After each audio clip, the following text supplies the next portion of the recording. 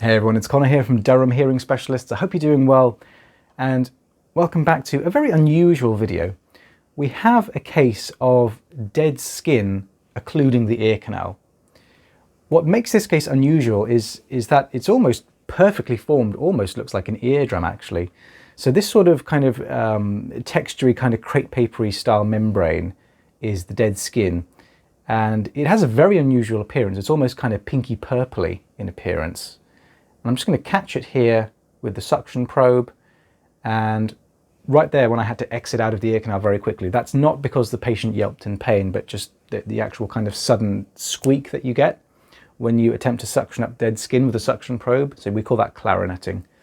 And that high frequency squeak is just the dead skin kind of, flapping inside of the suction probe. So I've applied some sodium bicarb here. We're going to go in and you'll see just how sort of perfect the formation is.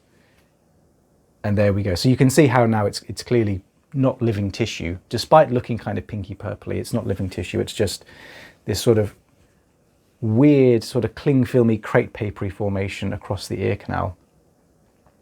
And you'll see in just a moment there's some bleeding. Well, not active bleeding, but there is blood there. So you'll see top left of the screen. Can you see that? And when I saw that, I thought that's really unusual. Where did that bleeding come from?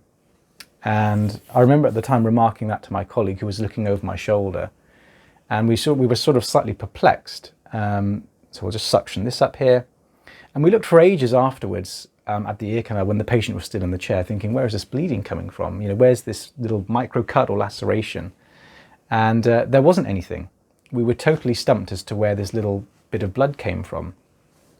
As it happened, before coming into the clinic, potentially a few days before, the patient had gone in with a finger and a nail, obviously, and had a good old scratch and, must have caused a little bit of blood to seep out of the skin. And then upon doing that, they applied lots of sodium bicarb drops, and that's where the blood has come from. And I'll show you that in just a moment. So, and that's probably why the sheet of dead skin looks the way it does, looks pinkish purplish, just due to that blood that's kind of smeared across it, mixed with sodium bicarb drops. So before I've even gone in, before I've actually touched this very unusual looking sheet, you may already be able to see it, but top left, can you see that little bit of blood there? That is most likely from previous trauma, and the blood hasn't really dried and crusted because, again, lots of drops have gone in. And that's given this sheet of dead skin a rather unusual colour. So there we go. And after the procedure, I decided to put it under the microscope to see if it was in fact, if there was anything unusual there. And of course there isn't. It's just dead skin under the microscope. And I was expecting to find something really, really interesting and weird, but no.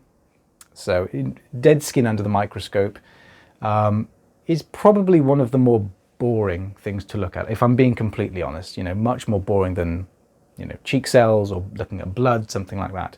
So that's just a little speck of blood that I identified. But there we go. So I hope you found this video interesting. It certainly was a very, very unusual presentation. If you have any questions, leave them down in the comments section below, and I will try my very best to get back to you. And of course, I will see you guys on the next video.